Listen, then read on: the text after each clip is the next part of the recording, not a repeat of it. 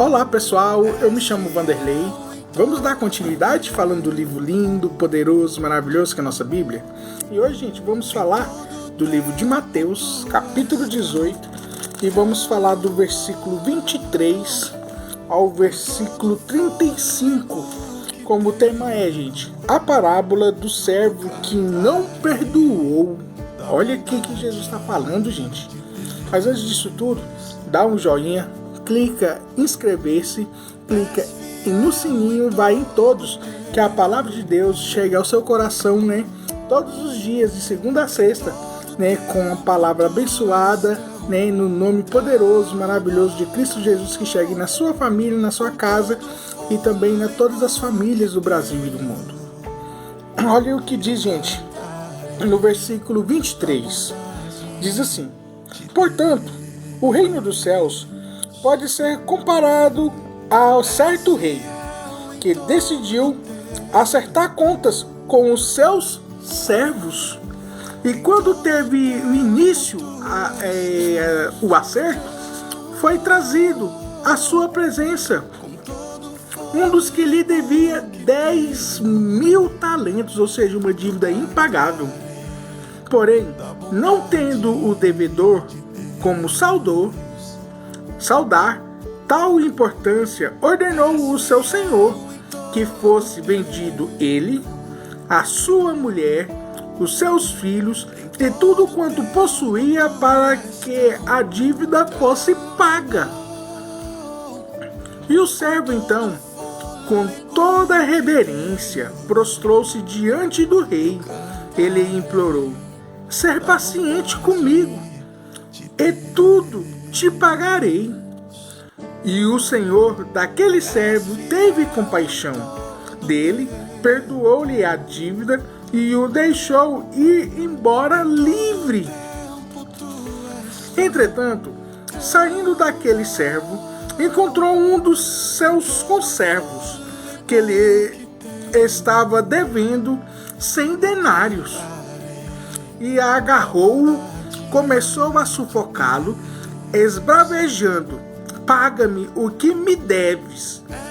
Então o seu conservo, caindo-lhe aos pés, lhe suplicava: ser paciente comigo, e tudo te pagarei. Mas ele não queria acordo. Ao contrário, foi e mandou lançar o seu conservo devedor na prisão, até que toda a dívida fosse paga. Quando os demais conservos, companheiros dele, viram o que havia ocorrido, ficaram indignados e foram contar ao rei tudo o que acontecera. Então o rei chamou aquele servo e lhe disse: servo perverso, perdoei-te de toda aquela dívida, atendendo às tuas súplicas. Não devias tu, da mesma maneira, compadecer-te do teu conservo, assim como eu me compadeci de ti? E, sentindo-se insultado, o rei entregou aquele servo impiedoso aos carrascos, até que lhe pagasse toda a dívida. Assim também o meu Pai Celestial vos dará a cada um de tudo coração não perdoardes cada um do seu irmão. Aqui, gente, mostra claramente, né, a importância de perdoar os irmãos, perdoar as pessoas que você tá com rixa, ou você tá com saldo devedor, ou até mesmo qualquer uma outra coisa, gente, ou até mesmo o coração contrito. O que é o coração contrito? É você sentindo aquele remorso e não consegue perdoar aquela outra pessoa, apesar que a pessoa fez coisas muito mal contigo. Mas Jesus fala, né? perdoa o teu irmão, porque lá no grande dia, no livro de Apocalipse, capítulo 20, relata. Até eu vou ler o livro de Apocalipse, capítulo 20. Capítulo 20, do versículo 11 e 12. Diz assim, ó. Em seguida, observei um grande trono branco, que estava sentado sobre ele, e a terra e o céu fugiram da sua presença, e não foi achado lugar para eles. E vi também os mortos, grandes e pequenos, em pé, diante do trono. Alguns livros foram abertos, e então abriu-se o outro livro, e o livro da vida, e os mortos foram julgados pela observação que estava registrado nos livros, de acordo com as suas obras realizadas. O mar entregou os mortos, e jaziam nele, e a morte e o Hades entregaram os mortos que neles haviam, e um por um foi julgado de acordo com o que tinha feito. Então a morte e o Hades foram atirados no lago de fogo. Esta é a segunda morte, o lagar de fogo. E todo aquele cujo nome não foi encontrado escritos no livro da vida foi lançado no lago de fogo. Aqui, gente, é o julgamento. O julgamento que as pessoas que não aceitaram Jesus como o único suficiente Salvador, não perdoou outras pessoas, até mesmo, gente, né, pessoas que não perdoaram, as pessoas que estão dentro da igreja, que não perdoou. Olha onde que vai ser lançados. Olha onde que o que esse conservo perverso fez. Onde que vai ir, literalmente. E essa dívida, gente, desse conservo era praticamente impagável. E uma única pessoa que pagou foi o Rei dos Reis, o Senhor dos Senhores. Perdoou todas as nossas dívidas.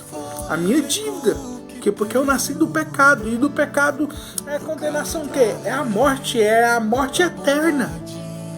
Mas Jesus pagou por mim e pagou por vocês que estão vendo esse vídeo, que Jesus é o único caminho, a verdade e a vida.